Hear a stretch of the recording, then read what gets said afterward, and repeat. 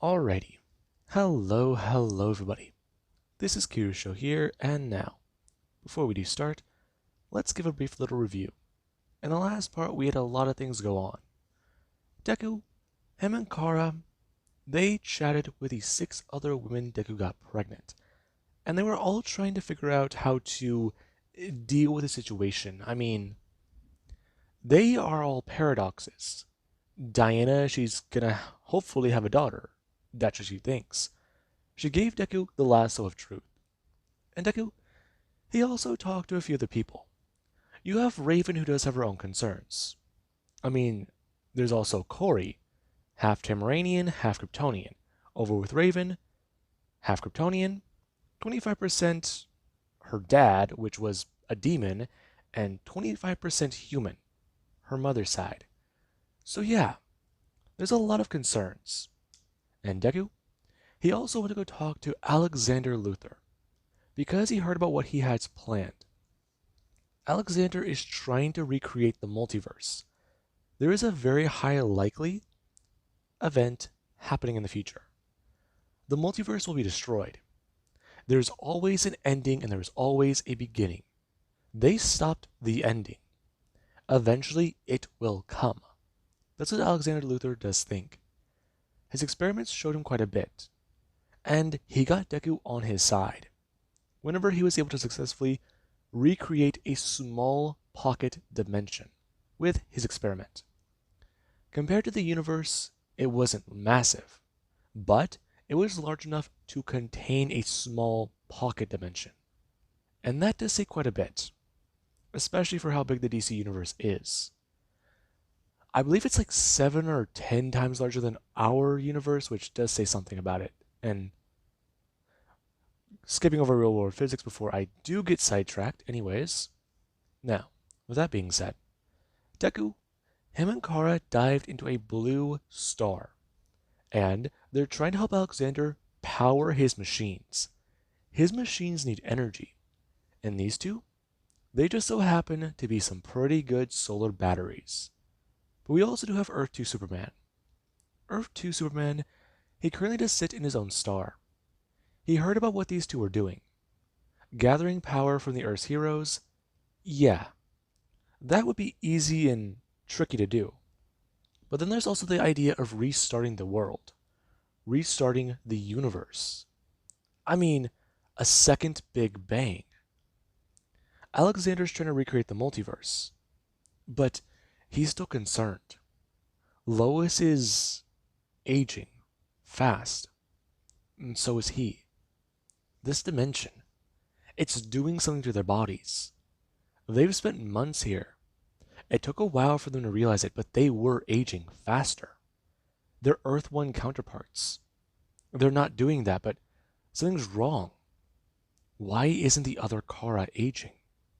Why is it just him and Lois? No. Something's got to be wrong. Power Girl. Did something happen to her?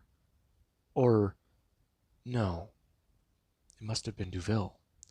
That being what Clark does think. And there is a few other things on his mind. Superboy Prime went out of control. He murdered the Earth's heroes. Prime? He was tainted by the corruption of these worlds. Their world.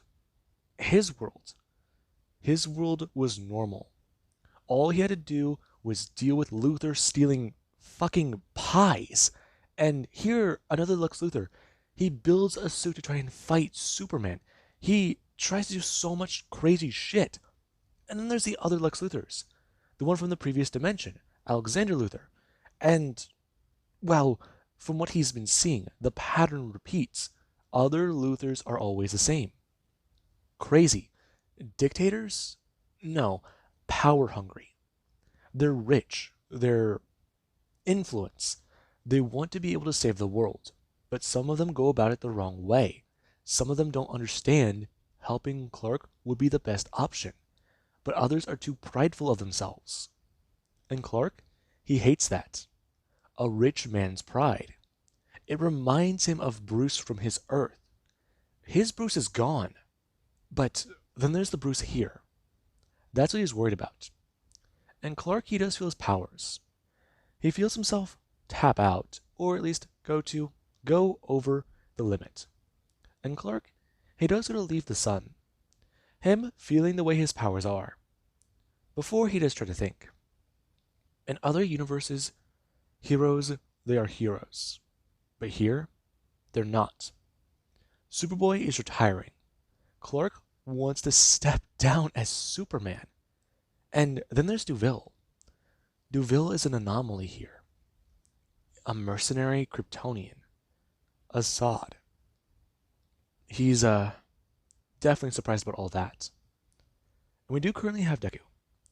Deku and Kara are still in a blue star. The two, they have fun. Here it's all power. No restraint. No one to harm. No one to listen. They have time together here. They can grow more powerful. But they can also be without restraint. And it's nice. That being what the two do think. And there is where Kara does go rocketing out of the star. And Deku, he does get to follow her. The three Kryptonians are gathering more and more power for the machine. And Alexander, he's a bit more intrigued. His calculations, they were only for the Earth's heroes. But this new energy, this new variable, he may very well be able to save the actual multiverse. But his experiments, he needs more time. He needs to conduct more proper experiments. He needs to be able to mass produce this on a smaller scale. If he uses up all that energy in one big go, it could break this small dimension. The monitor made it for them. And, okay, let's see. I'm going to press something. Before, he does try to at least activate another experiment. Positive and antimatter. He needs to see what they can do. He needs to see everything they can do. And there is where he does go to watch the experiment begin.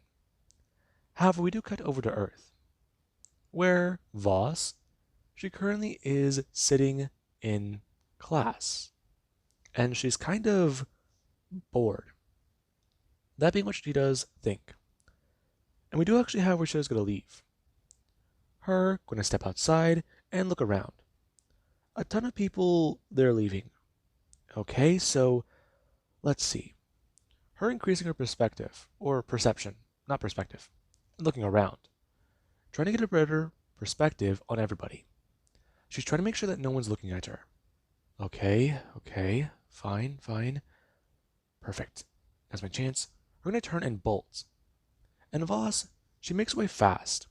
She runs very fast. And we do have where she does get outside of the city. Her going to stop and somewhat pat down her clothes. And she actually is going to tear off the clothes on her suit. As her suit underneath, it still does show the symbol of Zod. And there is where Voss, she does decide to head out. She knows one place to go. Grandma and Grandpa. As weird as it is to say. John and Martha are back at the farm. They can take care of Aval, and they're sort of happy to. Here, Clark was never revealed as Superman, and they still have their home. They still have anonymity. They don't have to live in the fortress. And there's where Voss currently does stop in at Mount Justice. Her going to stretch and look around. Okay. There are a few things that she wants to do. Most importantly, though, she needs a break. She needs to do what her dad does. Get to know his mindset. Okay, so what would her dad do right now? Her trying to think. Okay, let's see. Always have a plan to kill everybody in the room. Okay, that's not wrong, but that's not step one. Voss is trying to think. Okay, so if that's not step one, be able to kill everyone in the room? Yeah, that kind of sounds more accurate.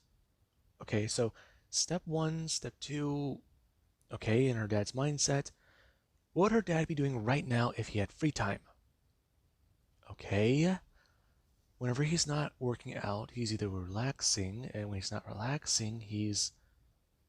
Oh, her thinking. Okay, so he sleeps, works out, and is a superhero.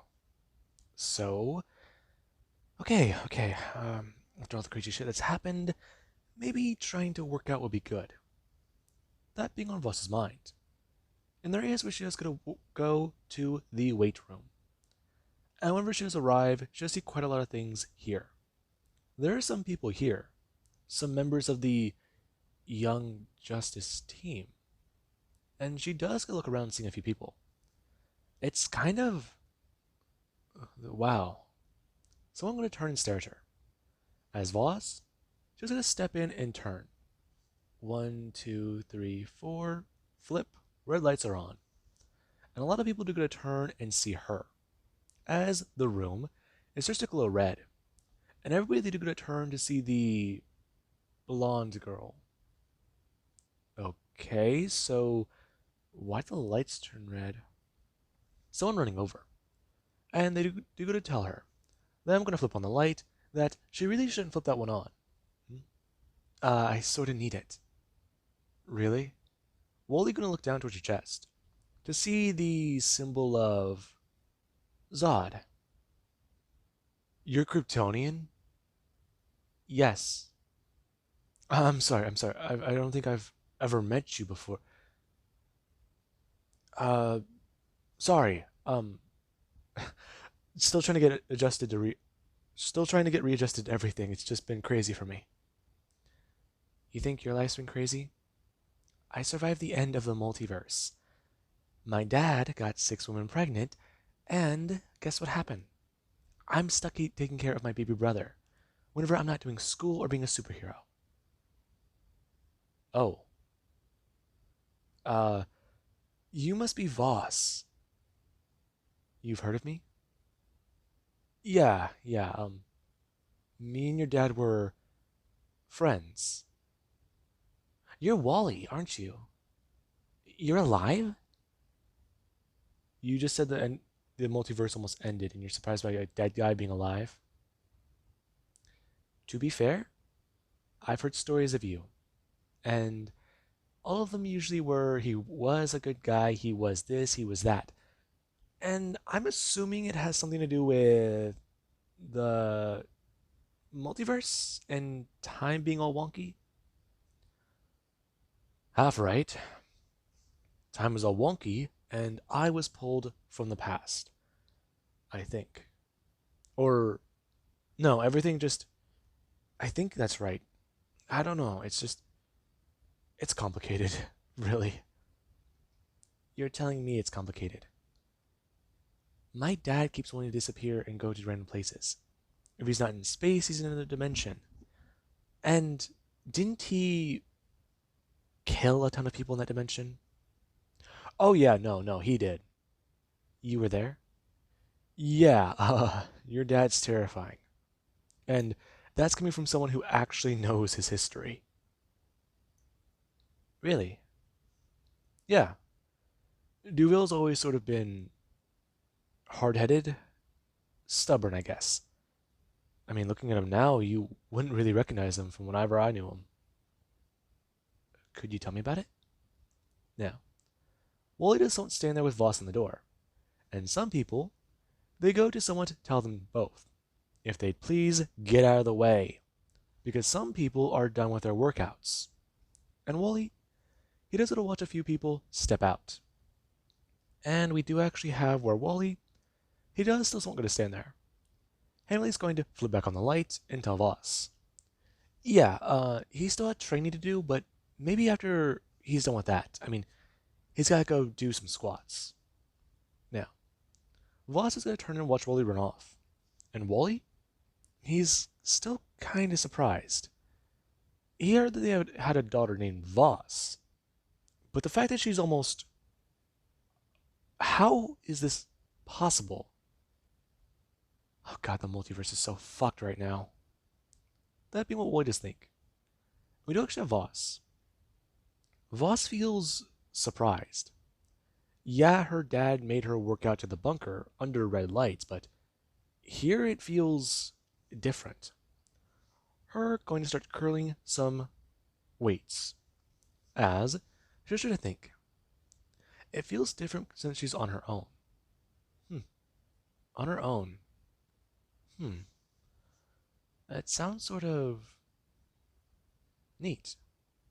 No parents bearing down on her. I mean, her dad's. Hmm. Okay. But that doesn't seem very. It's so confusing. That being on her mind, she keeps trying to reason this in her head. Everything her dad does. They're super powerful, they're super strong, but they should be careful of the few weaknesses they do have. I mean, rocks, red light, magic. I mean, to her, it just doesn't make sense. Why work out whenever you can bench press a fucking planet? But apparently her dad says otherwise, and, well, this actually does feel sort of helpful, but she still feels mad. That being on Voss's mind. And we do actually have a bit of time later, where her and Wally, they do somewhat go to talk. And Wally, he hears about a few things happening. Apparently, Duville, he killed Hercules. What the hell? He became the god of war. That's a thing now, apparently. Okay, so how to deal with that? Now, Voss does talk to Wally, and Wally, he's trying to tell her about her dad in the earlier days. And Voss, she's not sure if Wally, he's talking about this timeline or the other timeline, but she's just gonna listen. And she can kind of understand why her dad was friends with Wally. I mean, he's a cool guy. Meanwhile, we do actually cut over to Batman. Batman? He's sitting in the Batcave. He's gone over tons of information over the last 6 months, ever since he learned about this. And that says quite a bit. All of a sudden, heroes popped up. Some claim to have different memories, some claim certain events happen. And looking into private records, some that he does have files on for superheroes, he's done and conducted a little bit of interviews. People have given recordings of what happened in that timeline to the Watchtower. Cyborg turned it around and handed it over to Bruce Wayne, because Bruce Wayne, he owns that fucking tower. And Cyborg, yeah, thanks to Bruce and him working together, the two were able to somewhat fabricate a bit of a timeline. And the timeline, it shows quite a bit of events, but there are many he does see, many he's concerned about.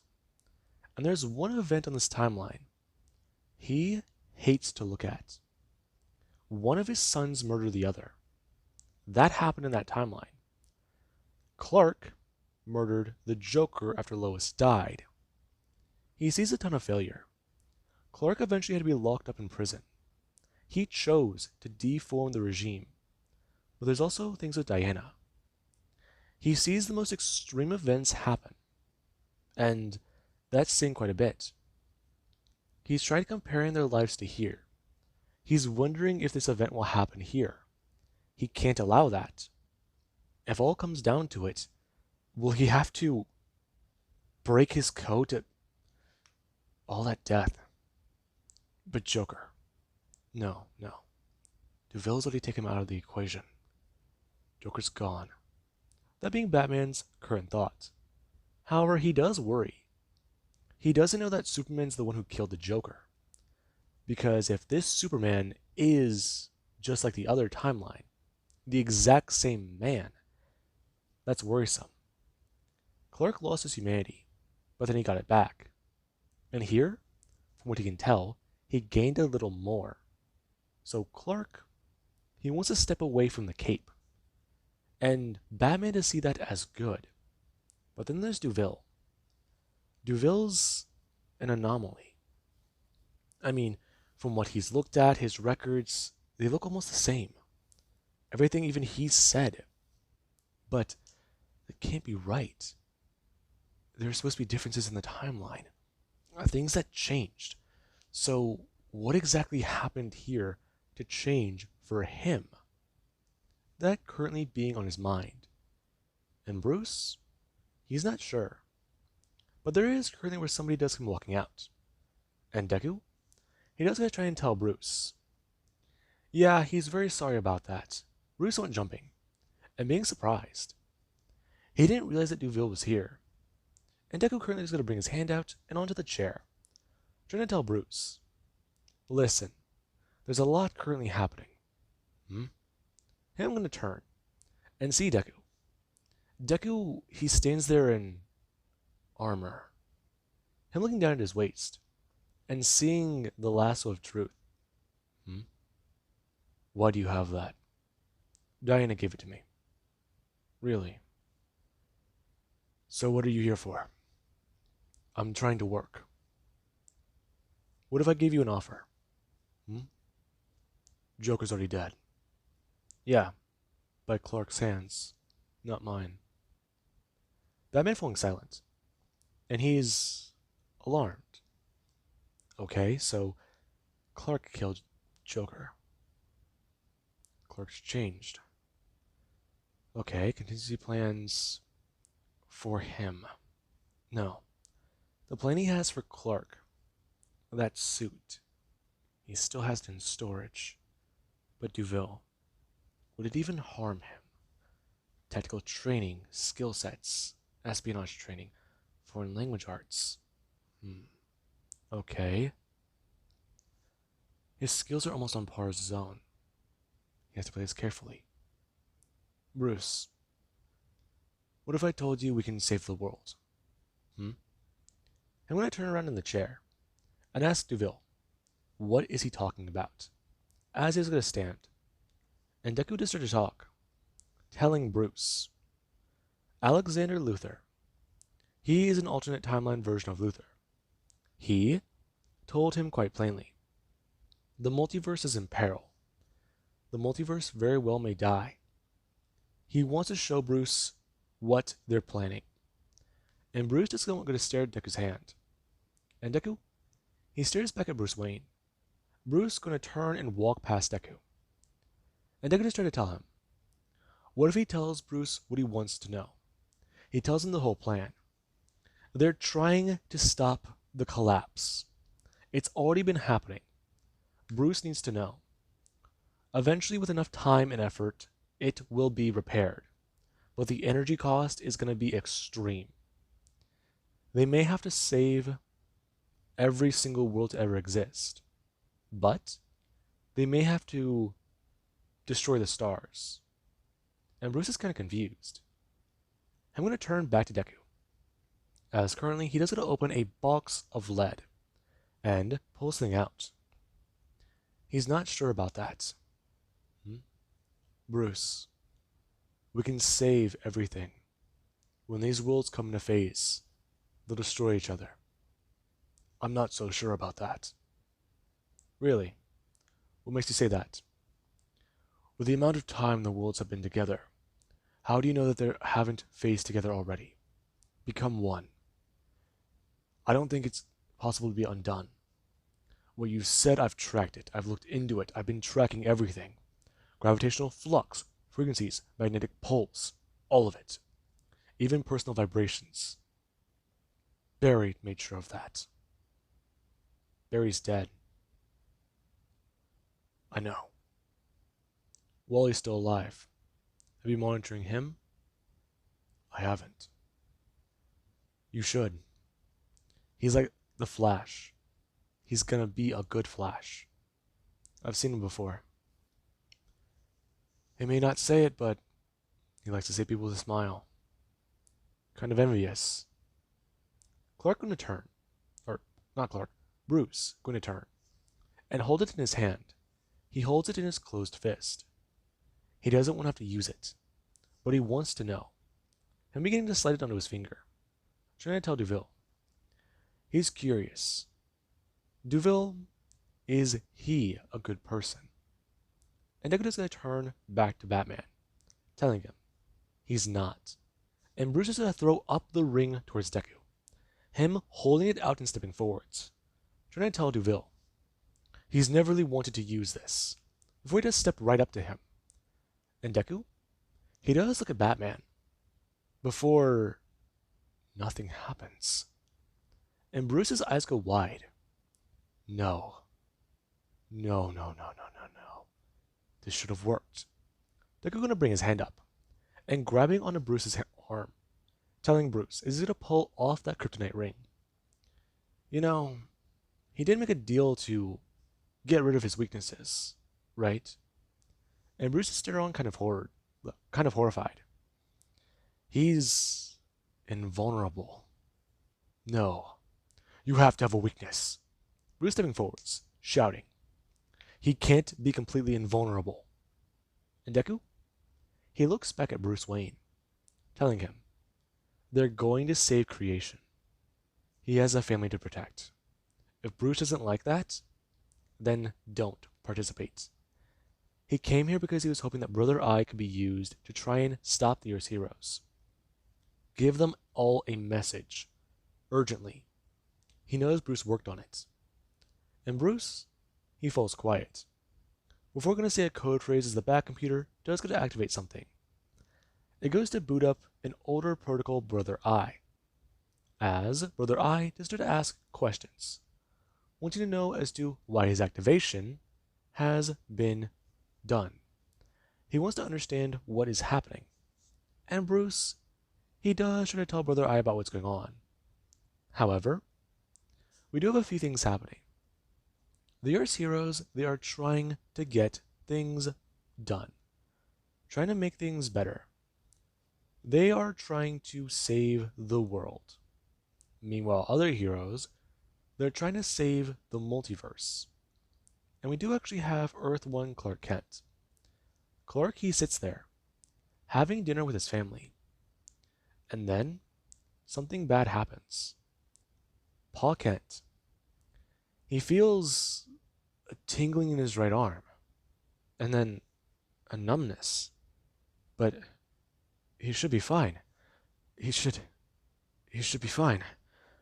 His breath getting heavier, and he does go to bring up his left hand, going to bring it over his chest, before he does go to clutch at it. And Paul Kent, he goes to fall sideways out of his chair, because he just had a heart attack. Now, with that being said, we do cut over to Azarath, where Deku, he currently does meditate, and he does go to turn his head. What was that? He sensed something. No. He sensed. This being where Deku, he goes to turn his head. He hears it. And he does try to teleport. He goes to try and move. And then there is where he does go to stand in front of Clark. Clark, he was trying to fly his dad to the hospital as fast as he could, as carefully as he could. And Deku, he currently did teleport directly in front of Deku. Currently teleport in front of Clark. And Clark, he stood there whenever Deku brought his hand up. Him putting his hand over Paul Kent's chest. And Clark, he tried to get Deku to move. Get out of the way! And whenever Clark threw out a fist, Deku, he just tanked the punch across his face. As there was where Paul Kent, he took a deep breath. And there was where he felt panicky. He felt strange. And then Deku, he pulled back his hand. He believes he's starting to understand these powers. What they're doing for him. To him? Maybe. But there's something out there. It's calling to him. What is it? Clark looking at Deku surprised. However, Deku, he does look up lost. And he's trying to search for something out in... I'm going to turn. The sky? No. He's searching for something out in space. Clark turning back, asking Deku, what is wrong? But Deku is going to turn to look at Clark. And he realizes something. As we do cut over somewhere else, where Barry Allen comes running out of the Speed Force. And Barry, he is confused. Him going to smash onto the ground before going to try and get back to his feet. And he looks around. He needs to find somebody. He needs to tell them, warn them. They couldn't stop him before. They couldn't do anything before. If he gets out, oh no, dear God, no one knows what might happen. And right now, Superboy Prime, he comes flying out of the Speed Force, angry, enraged, trapped there for years. Years! And he's mad. He wants to get his revenge. And there actually is the Flash, who right now, he feels his body beginning to glow, crumple away, and he feels himself get pulled back. He feels himself get pulled back into the Speed Force. His time's already passed. Barry being pulled and dragged in. He's not the Flash anymore. He already died. Death is too slow for him. That being what he does think. And we do actually have the last thing he does see. He sees the Black Racer standing there, with a smile on his face. Now, with that being said, I do hope you guys enjoyed. And have an amazing day. I'll catch you guys in the next part.